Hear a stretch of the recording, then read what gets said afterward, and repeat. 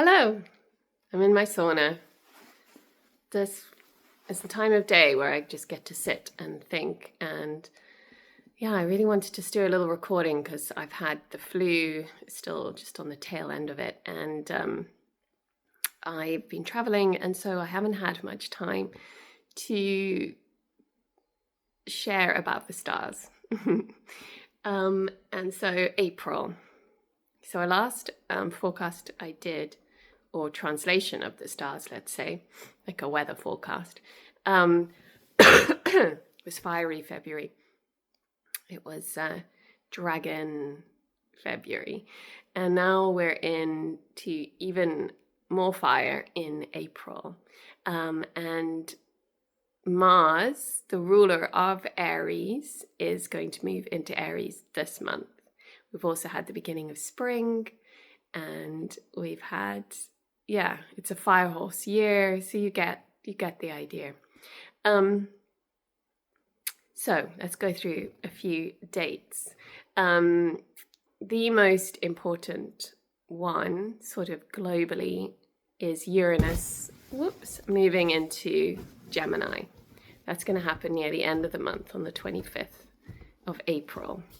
And if you aren't using AI or embracing it yet, then I think the carpet will be pulled from under your feet. So I'm planning on riding that carpet, not falling on my bum. But before that, exciting. So in a few days' time, April the 9th, Mars will enter Aries. Now, there's a lot of energy in Aries. Aries is the element of fire. It's the ram. It's the one. It's that strong initiatory growth, spring, flowers, budding up, so much prolific growth everywhere, strong, forceful, masculine energy. And Mars rules Aries. He's really happy here. He can work at his absolute best to motivate, to drive us in our passions. Yes, he is the god of war. And in the context of what's going on, that can feel scary, but he's also really good in this placement. He's not fallen or depleted. He's at his absolute best as the soldier, and as the warrior and the pioneer and the entrepreneur.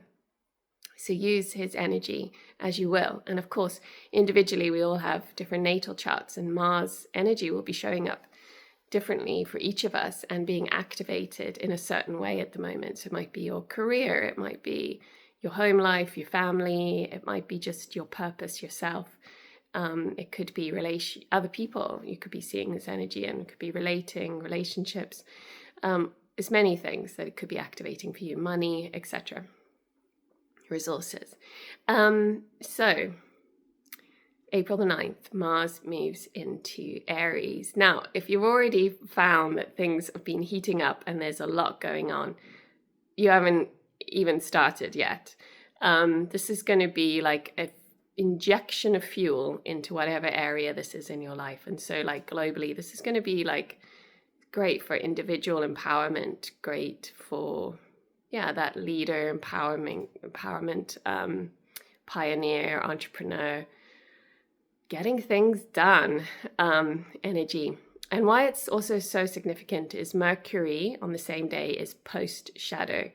So if you follow me about Mercury retrogrades, you will know what that means. But basically, there's nothing much holding Mars back at all in the sky. He's got the green lights. The gates have been opened for the fire horse to surge out. He's been waiting. It's like the bull. The bull is coming out into the arena, okay? And so, can you ride that bull, basically? Can you keep on top of it? Keep to your center. Just put my sauna back on. It's going to take a lot of strength and a lot of endurance. And hello, we've got Saturn there to help. But let's get to that in a minute. So, April 9th, wow, powerful day, Jupiter day, it's a Thursday. Jupiter is in exaltation in Cancer only until June. So let's really draw on this Jupiterian energy. And I'm giving some workshops on Jupiter because he's the great benefic. Only every 12 years is he in his highest place. So think back 12 years ago and what was going on for you around 2013. And the Jupiterian opportunities. Did you miss them last time? Can you capitalize on them this time? Okay. Now, Jupiter is going to be, it's quite a large orb, so maybe not so much, but a Jupiter and Mars square can feel like Trump energy, right? You are maybe overplaying things, driving too fast, driving too hard. So let's just look at Mars from medical astrology as the head. It's also quite accident prone. So just, got to have a measurement of caution.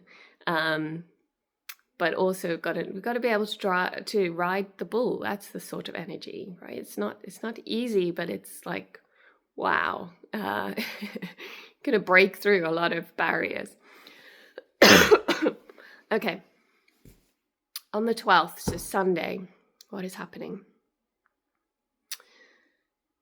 Interestingly, Chiron is moving into Taurus. Now that actually takes my eye because anyone my age is going to be experiencing a Chiron return.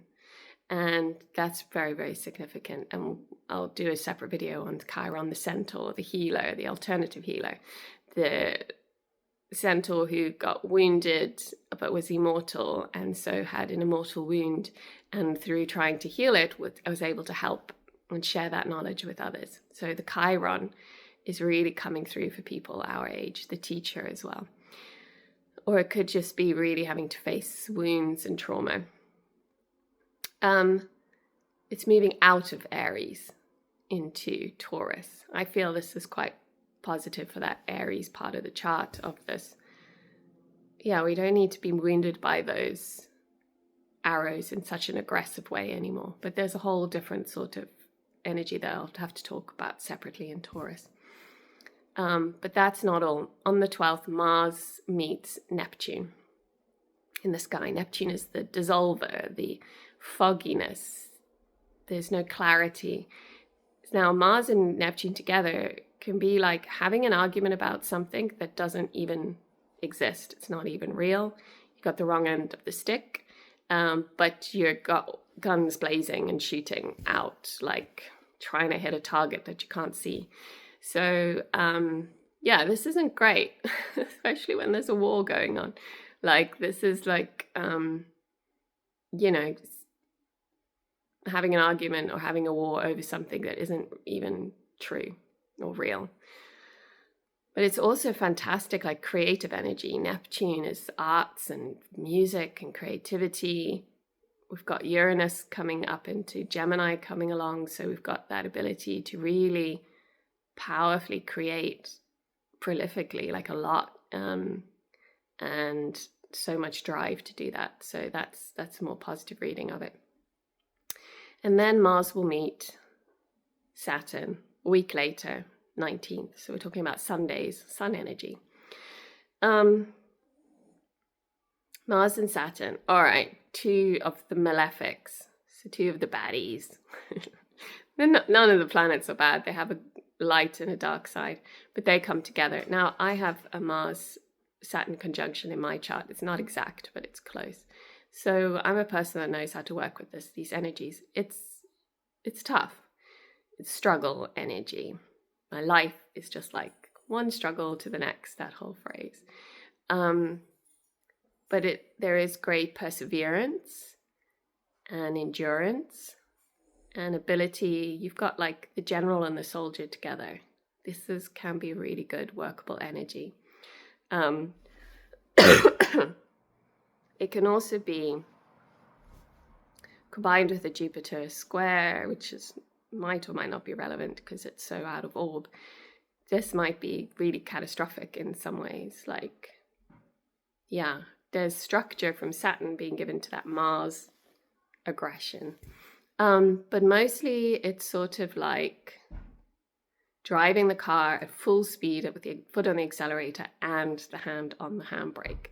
So there's like, that's so frustrating. It's like, whoa. what happens there, you know, what happens to the car.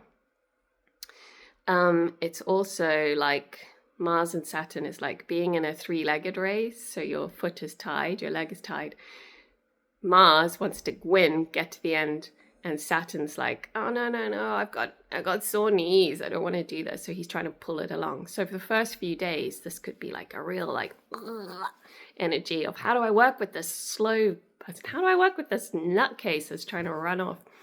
And that vice will start to slowly loosen around the 23rd, so a few days after they come together. Let's see what happens, what's happening in your life. Tell me about it. I love true stories. And then 25th, we have, what day is that? Is that Thursday again? Anyway, it might be a Jupiter day. We have Uranus entering Gemini now for the next like 6.5 years. Amazing.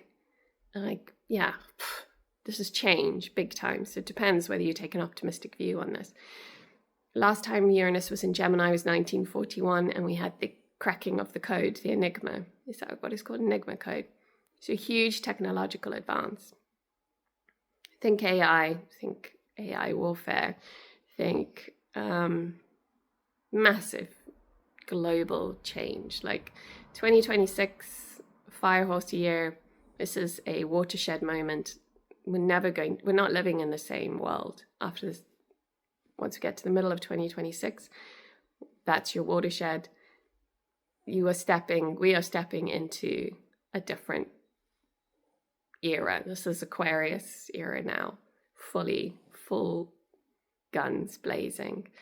We're not going to see our world in the same way. We're not going to live in the same way. What's come before this is going to be history books of like, why did they have cancer and they couldn't cure it? Crazy. You know, like, why did people die of a flu, which I've just had, because they didn't have, well, maybe not the flu, but like bacterial infections because they didn't have antibiotics. So it's that kind of shift. It's very exciting for someone who's got, you know, a death sentence on my shoulders. We're moving into the area of medical empowerment of the individual, of AI help, and things are just going to move so fast. It already talks about the first human trials on reversing aging. I mean, it's incredible. They're already doing it in monkeys, not so far away from us. Anyways, just to give you an idea, what does reversal of age mean? Reversal of disease too. Yeah, it's so much, blows my mind. Anyways, anything else? So that's Uranus moving into Gemini on the 25th. Might have covered everything. I might have missed something out, but that just gives you an idea. It's a really exciting month. Like I said back in February, March, April, so much going on. Why I wasn't able to even give a reading, a forecast in March. My life's just, it's like so much trying to keep on that. Aries is my 9th house, higher learning. I'm studying like 5 or 6 different things. I'm teaching again. 9th house is teacher. Travel. Some of you, if you have 9th house Aries, might be doing travel. Yeah, there's a lot. It might be involved in some injustice or justice, legal thing. Might be publishing, writing a book. I'm writing as well. Cool. I'll share my crowdfunder to help me with immediate medical bills if you can, and I will share my writings and my book with you. Sending lots of love. From me, Merlin is over there sleeping. We love you. Bye.